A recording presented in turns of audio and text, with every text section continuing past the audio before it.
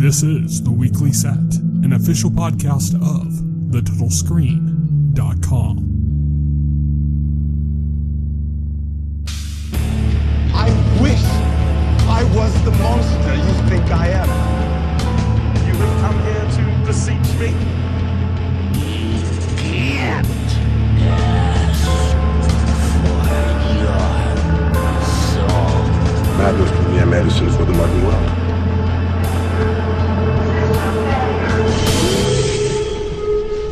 Hello, everybody, and welcome to The Weekly Set, the official podcast of The Total Screen. I am your host. My name is Tyson, and joining me today, as always, is my partner in crime here at The Total Screen, William Rohrig. Hello. Today, we are doing episode 280 of the podcast, where we will be discussing The Mandalorian Season 2, Episode 2, The Passenger, with a guest appearance by Tools Maynard James Keenan. Oh, no, wait, that's the Deftones song.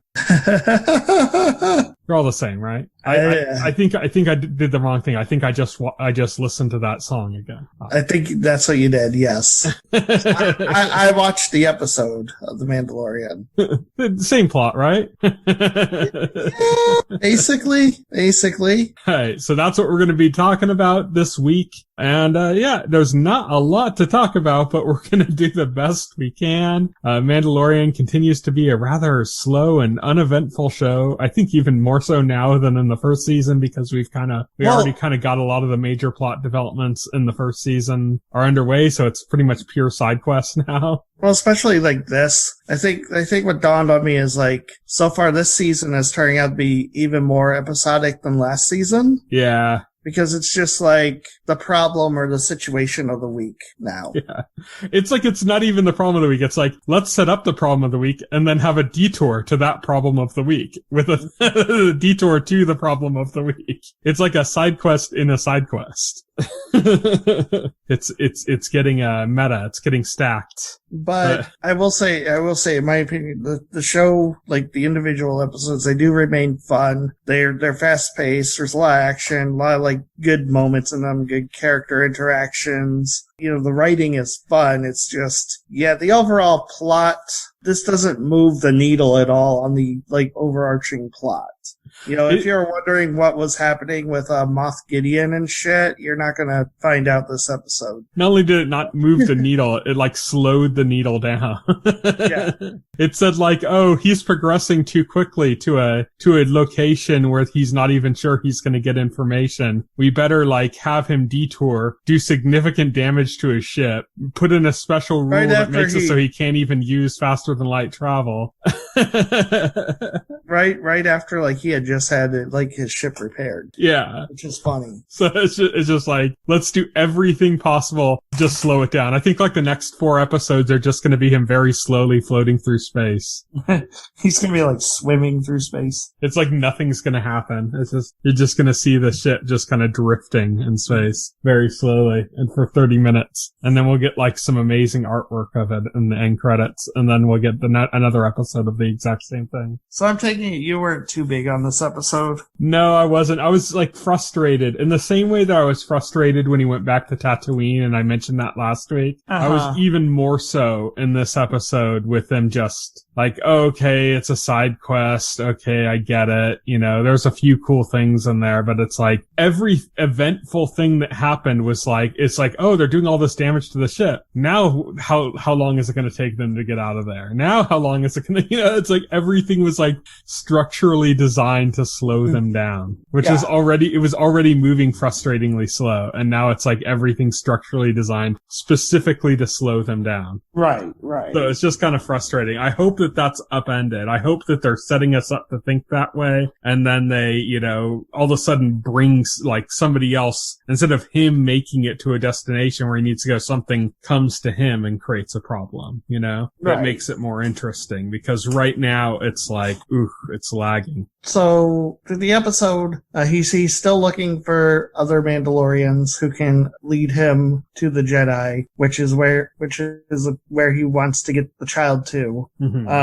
And Peli Motto, or Amy Sedair's character, who we've seen several times already, she's playing a card game with this ant guy, and she basically says that he has information on an informant who can tell Mando where to find other Mandalorians, and then basically she tells him to wait by the hangar at this time. And, he goes there and then she comes out with this frog lady, and she says all he's got to do is he's got to take her and her eggs to this planet, I guess, where her husband is, so that they can fertilize the eggs and basically save their bloodline. She's like, if these eggs die, then my whole bloodline dies. Yeah, it's the last of her clutch. So it's it's her. I can't remember the exact wording she used, but basically the implication is she can't have any more eggs. These are her last eggs, and so in order to get them fertilized and have children and continue on their bloodline, they need to get to her husband. And unfortunately, the catch is he can't go very fast, because if he goes too fast, the eggs will die. Oh, scrambled eggs. Scrambled eggs. I wonder if Baby Yoda would like those.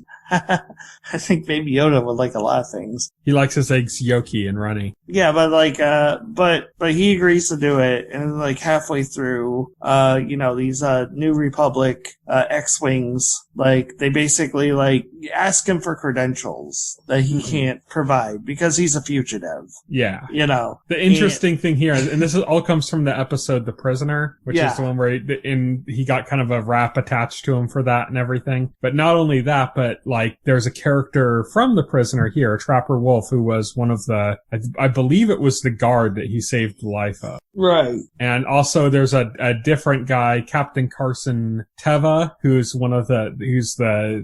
the lead X-Wing, and he's from Kim's Convenience. A lot of people I haven't seen Kim's Convenience, but people are raving about that. Oh, okay. It'd be like finding, your favorite sitcom dad in The Mandalorian or something. So I guess it'd be like Ed O'Neill showing up for me. Anyway, this leads to the Mandalorian making a break for this ice planet.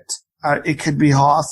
They don't name it. They don't say. Yeah. It's an ice planet. And then they obviously chase him, and there's this big exciting chase sequence. And then he basically lands the ship, and then it falls through the ice, and the ship gets totally wrecked, and they get trapped on this planet, and they're cold and shit. And this leads to a scene where Baby Yoda disturbs these spiders, and then they're being chased by these spiders, all sizes too. And then there's one really fucking massive spider that's probably the mother spider or whatever. It's reminiscent of Harry Potter and the Chamber of Secrets, the big spider chase scene with all the different sized spiders. It's very reminiscent of that. And then basically what happens is the spiders chase Mandalorian and the Frog Lady and Baby Yoda into the Mandalorian ship, where at the last possible minute, the two X-Wing pilots return and basically save his ass. Yeah. Basically acknowledging that they're going to let him go, and and they saved him because he had saved Trapper Wolf, and that they knew that his fugitive warrant, because Trapper Wolf is there to give that information, they know his fugitive warrant is pretty much bullshit. Yeah. And so they're letting him go. They saved him, and they're letting him go. Yeah, they're letting him go. And basically he gets out of there, and then presumably he delivers the Frog Lady and her eggs to where they need to go. The episode thankfully does not follow you on that journey. It just ends right there. Also, throughout the episode, Baby Yoda keeps eating the Frog Lady's eggs, and it's hilarious. Yeah, he's doing research for his new Epicurious book. Yeah, exactly. A million ways to eat raw eggs. Yeah. It's funny, but at the same time, it's just super creepy. It's she keeps talking about how it's her last chance for her bloodline. Yeah, they're talking about and he's just sneaking them left and right.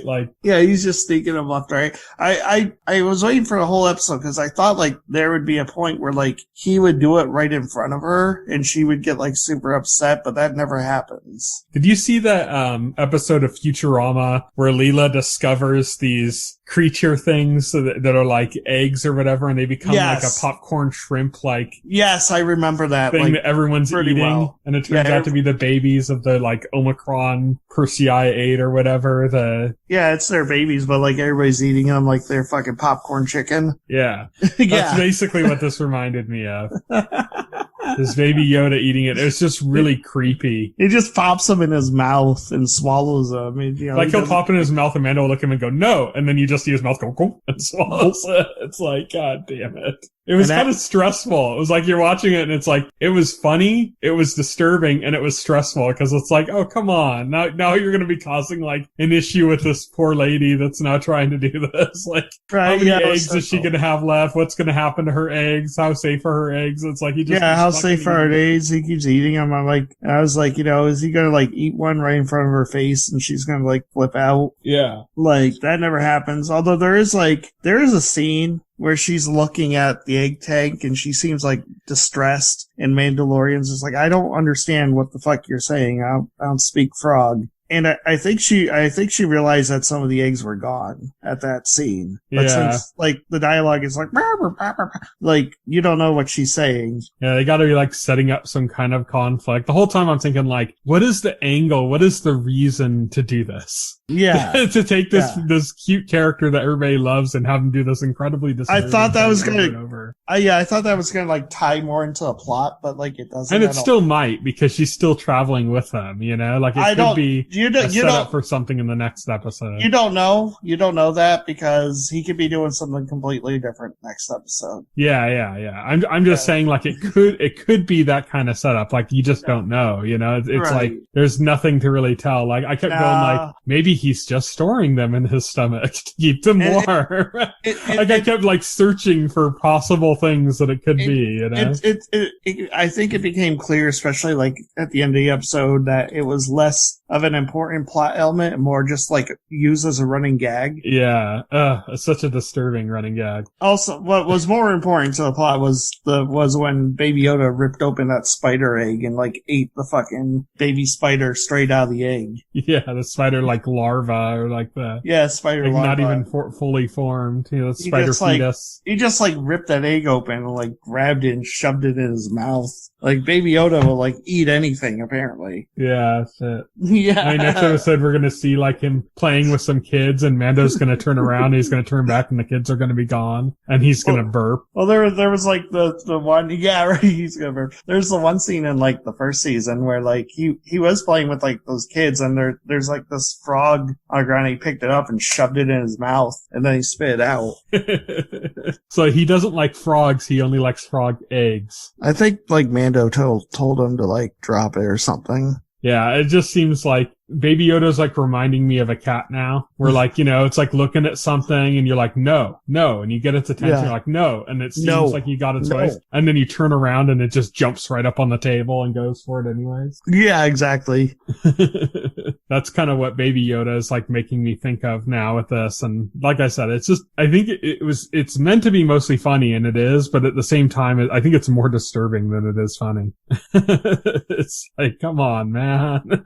This is her last clutch and you're fucking devouring them one by one. It's kind of fucked up. But, yeah, I mean, my main issue with this, as we were talking about, is just that this is all just delay. It's all getting his ship damaged, so it takes longer to travel, doing all this stuff. But there are a few kind of cool things. We talked about the ice spiders kind of attacking. That was like a really well done scene, It's the special effects in the show continue to be amazing. That was awesome. I love that. I love the whole spider sequence. Well, that was the highlight of the episode, in my opinion. Yeah. Because the episode is actually like pretty slow before you get to that part.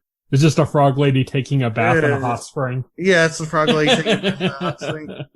Baby Yoda creepily eating her eggs. And it's just for me, like the highlights of the episode for me was like Baby Yoda and the spiders. And that was basically it. Like, other than that, it's like pretty slow episode outside of those, like the ending there, because like he just gets trapped with the frog lady and like nothing much is happening other than like, and it doesn't help that the frog lady and the Mandalorian can't communicate. nor can like the viewer understand the frog lady. So like that doesn't help the slow moments. Hey, but that gives us a chance to see or hear Richard Ayoda again. Yes. She does find a way to communicate in like one scene. She only does it once. Yeah. Makes it kind of pointless. They called him Richard Ayoda to do like 2 lines of dialogue, basically. Yeah, exactly. But yeah, that's the episode. I don't know what more else to say about it. Yeah, there's not a lot. We're trying to stretch it out as much as we can. Yeah. Exactly. That's what the Mandalorian is now. If I knew like the history and the lore of like the spiders or whatever, like the frog people, but I don't know anything about that, so I guess we could say that Trapper Wolf, like before, is played by Dave Filoni, who is a director and writer for pretty much all of the Star Wars animated projects, like Clone Wars and Rebels. And so he's kind of like the guy behind all of those, and he plays Trapper Wolf. So the one X-Wing pilot that Mando had previously saved, and who now was involved in saving him, is kind of the big guy behind all the Disney or all the Marvel animated stuff. So we could add that in. Yeah, something worth mentioning.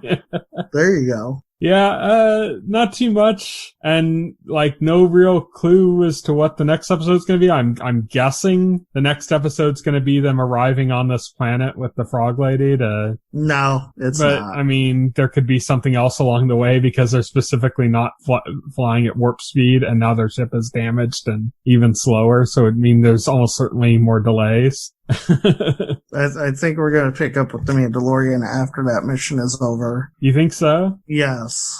I think it's going to pick up, and he's going to be on this mission for the next, like the rest of the season. It's just him on this mission. I don't slowly think drifting through space. Slowly drifting through space. But eventually, eventually we do have to get on with like plot related stuff. You know, like you don't just introduce. Do we though? And that's not me saying that. That's I think the creators of The Mandalorian saying, "Do we though?" Do we though? I don't know. Like it has to happen at some point. Yeah. You don't Season 3. You don't see something like the Darksaber and like not follow up on that. Like Season 3, man. Season 3. Yeah, I guess. You'll see him walking around with the Darksaber for like 2 frames in season 3, and then we'll see it again in season 7. Yeah.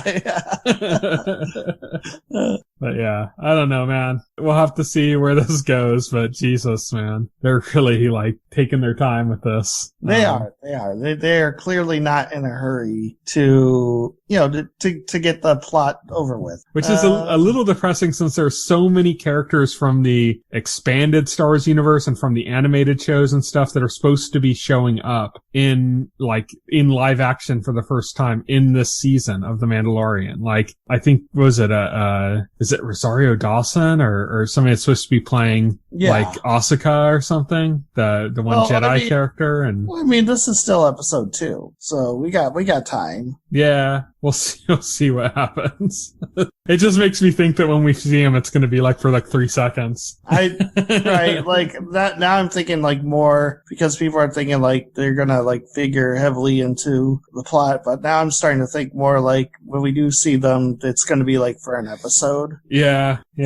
Just a little unfortunate, but I mean, it's cool to have those little kind of cameos and stuff and kind of expand on the world, but it's just going to be like, not much. We'll have to see. This episode just didn't do a lot to garner discussion. I think the only kind of really interesting thing in this episode is Baby Yoda creepily eating all Frog Lady's poor Frog Lady's eggs. By the way, like I saw a Funko Pop. There's a Funko Pop now, figure set of Baby Yoda in the egg tank. Does he have one in his mouth or something in the picture? I don't think so. That would be the best way. If the tank's open and he's got one in his mouth. Popping eggs. Poor Mando also having to kind of like play that parental role of like slapping food out of his kid's hand, you know? Right.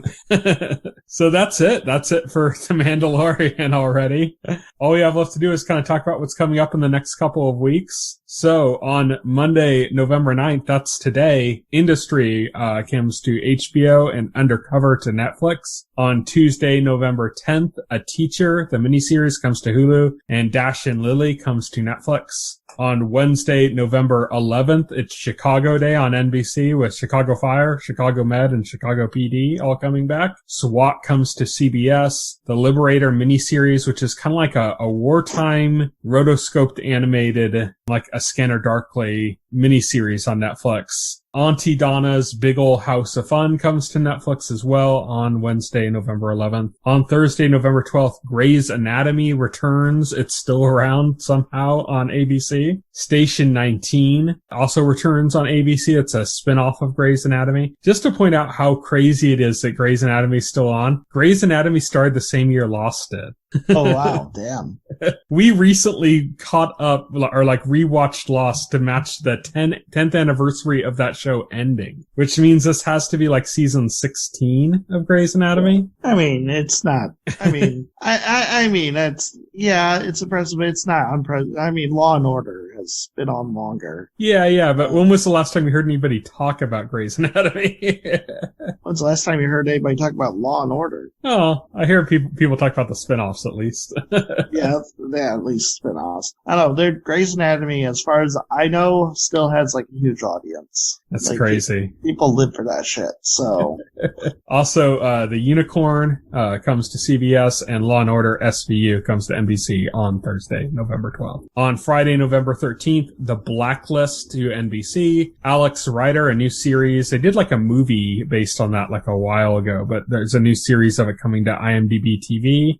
That's, I think, their first original series. And IMDb TV is owned by Amazon, so you can just kind of watch it through that. And the Minions of Midas miniseries comes to Netflix. On Sunday, November 15th, The Crown returns to Netflix. On Monday, November 16th, All Rise comes to CBS. Bob Hart's Abishola to CBS. Bull to CBS. The Neighborhood to CBS. And His Dark Materials returns on HBO. I need to catch up on. I still haven't even finished the first season of that. Oh, really?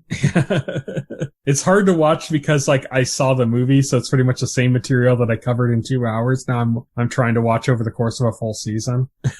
But there's additional stuff because it's longer form, but it kind of made it a little bit hard to watch. So I need to just get back into that and watch it before it comes back. But on Tuesday, November 17th, Big Sky comes to ABC. This is the new David E. Kelly series that's kind of like trying to do like a Twin Peaks as far as like a weird small town kind of thing. So we'll see, we've covered many shows that were trying to be like Twin Peaks, including like Riverdale, that remember in the first episode was trying to be very Twin Peaks-ish before it just became a total like teen soap. Yeah, I remember. So we'll have to see if this one actually kind of pulls off some of that charm or not. FBI returns to CBS, and FBI Most Wanted also to CBS, also on November 17th, alongside NCIS on CBS. And the Star Wars, the Lego Star Wars Holiday Special comes to Disney+. So I'm actually excited about that. I'm not too big into Star Wars. We watched The Mandalorian, but I haven't even watched the last Star Wars movie, and I didn't watch Solo. Like, I kind of fell off the movies, but I love like the Lego kind of stuff. I always think that's funny. I mean, the Lego movie was funny, and I mean, it looks cute. Yeah, it looks like it's going to be funny, which is what the Lego stuff is. So I'm interested in it for that aspect. On Wednesday, November 18th, For Life comes to ABC. That's that show I sent you a picture of, Will, where I was watching I had a stream of YouTube videos, and all of a sudden it popped in a full episode of that show as an ad. Jesus. God, that's horrible. That would turn me off of like watching the show. It's kind of like and it's happened like 3 or 4 times now. You're gonna interrupt what I want to watch for a full episode of this? Like, that's ridiculous. Yeah. Thankfully you can skip, but it's like annoying because a lot of times I'm doing other things while I'm watching YouTube clips, and it's like,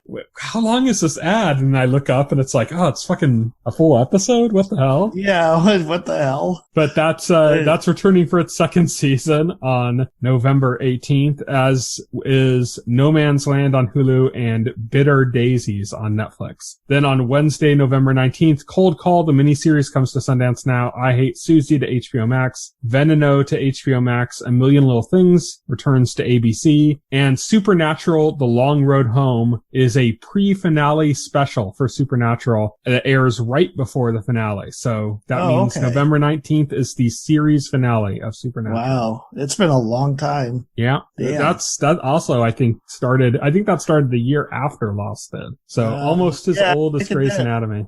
I think it did. Like, damn, I got into Supernatural, like, when it was on its 4th season. Yeah, when Jacob was on it as Lucifer. Yeah, when Jacob was on it as Lucifer, yeah. And that was like, yeah, because that season 4 of Supernatural was like the same year that, like, season 6 of Lost was airing. No, wait, yeah, no, he didn't show up as Lucifer until season 5 of Oh, yeah, that was season 5, yeah. That matched up season 6 of Lost. Yeah, 5 matched up season 6 of Lost, yeah. You're right. Yeah. Because that's when I noticed it, because then I was like watching Supernatural and Lost at the same time. And I was like, whoa. It's kind of weird seeing like an actor like show up in 2 shows that are running at the same time at once. Yeah. Funny enough also is that Jacob was kind of like analogous with God on Lost. Yes. And then he's literally playing Lucifer on Supernatural. Yeah. He's just playing God and the devil at the same year, you know? In the same year, yeah. It's like funny coincidence. Yeah, you'd see him playing God on Lost, and then like the next day you'd watch an episode of Supernatural with him playing the devil. That was great. Funny. That was his year, man. Yeah, that was his year. And then I don't think I've seen him in anything else since. He's been in a few things, you know, like he's been in a few genre things. He was in the US version of Being Human, I know. Okay, I didn't watch that. I watched the UK Being Human. Yeah, UK one's better. Yeah, I never watched the US remake. But yeah, that's Thursday, November 19th, along with the rest of the shows I mentioned there. On Friday, November 20th, how about this? Animaniacs returns on Hulu. Woo woo! They've had a few like trailers for it that have been like really funny. They did like a big Jurassic Park spoof one that was really funny. And then there's also Small Axe, which is an anthology series coming to Amazon Prime. You have my small axe. And then lastly, on November 23rd, Black Narcissus miniseries comes to FX. All this stuff doesn't matter though, because Cyberpunk comes out on the 19th, right? Cyberpunk comes out on December 10th. Oh, yeah, that's right. God damn it. Yeah. I'm here to remind you about crushing reality. Yeah. I thought nothing would matter after November 19th, but now it seems that nothing matters after December 10th. Exactly. And then nothing's going to matter after January 20th. And then nothing's going to matter after. And it's just going to keep going that way until the year 2077. Nothing else matters. Until the year 2077. Yes. when none of the stuff in Cyberpunk 2077 happens. Yeah. But that's it. That's our show. So join us next week. We're going to continue talking about The Mandalorian 2nd season. Hopefully something happens. Hopefully it's not them just drifting through space for an episode. If it is, we might have to find some other stuff to talk about as well, because man, we're stretching it as much as we can here. We are. Stretch. And yeah, so you can follow me on Twitter. I'm at Tyson Gifford. You can follow Will. He is at Voxel Hero. You can check out our Facebook page and our YouTube channel, as well as our site, thetotalscreen.com. You can subscribe to the podcast through any major podcast client like iTunes or Pocket Cast. And the entire backlog of our podcast is available on our YouTube channel, along with a bunch of other stuff you can check out. But that's it. So thank you everybody for listening. Good night. Good night. If you would like to reach out to us and make a comment, send an email to contact@thetotalscreen.com. Stay tuned to The Total Screen for the very best in genre